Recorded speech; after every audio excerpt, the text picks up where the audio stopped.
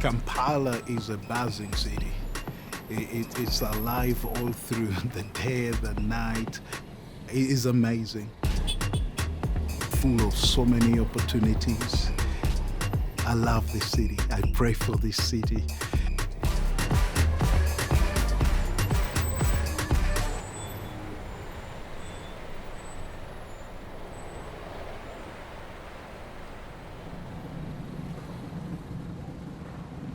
The missionaries came here to Uganda. Of course, they had an opportunity to introduce the gospel. But what they also did was build schools and also build hospitals. They thought holistic when they came. And some of the best schools we have are missionary schools. Some of the best hospitals we have are missionary hospitals. But along the way, we started to separate church from the marketplace. As the Christian, we shied away from engaging in business, in politics. There was a stigma attached to it. One danger for us is to keep doing what we've always done. We had to go through a mindset shift.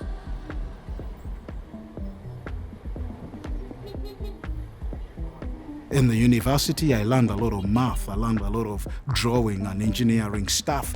And yes, I was going to build buildings, but to what end? Do roads, to what end? But if I ever thought, man, how do we do roads that will last and serve people? Imagine I thought, what would happen if there was a traffic issue and there's an ambulance needing to take someone to hospital? I would start solving traffic problems with a heart thinking about people. That's mission.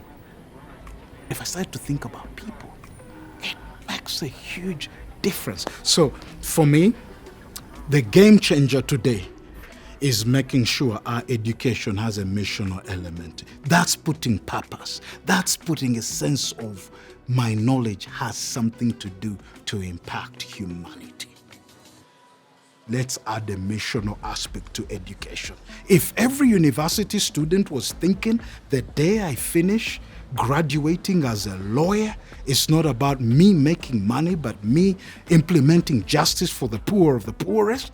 If I realize I'm becoming a teacher, not so that I have authority in a class, but release the potential of the class. And while I'm teaching, I'm not just giving knowledge, but adding vision and mission and purpose. That combination of knowledge with purpose, mission, makes a huge difference.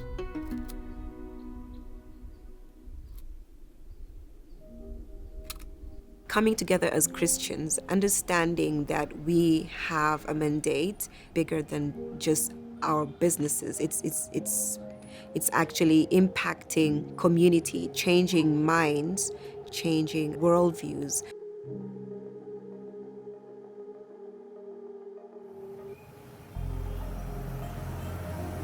I remember once when Gary came and said, hey guys, we're not pastors of this church. We are pastors of the city. That mindset shift. And if we're going to disciple the nation, we need to be engaged in the things that affect the lives of people in the nation.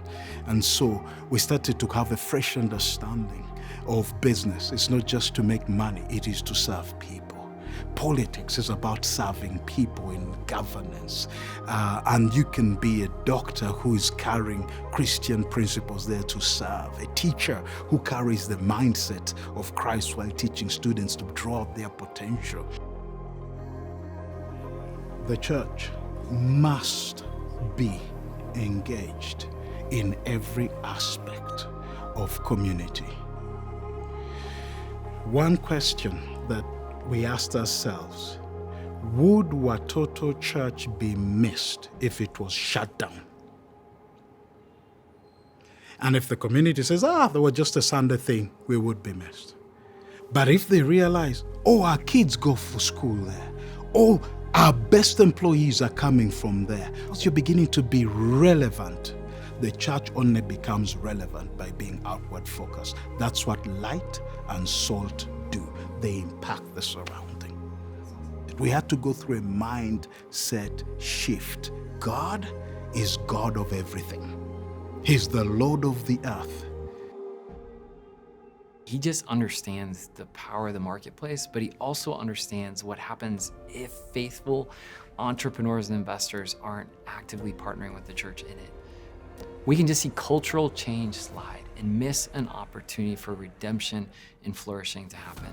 It's not enough to just check a box and to profess that we are Christian, but we have to be men and women of ministry in word and ministry in deed, actively bringing this together in the marketplace, seeing the city rejoice and the community flourish. And I love his commitment to bring the church and entrepreneurs together so that that might happen more often.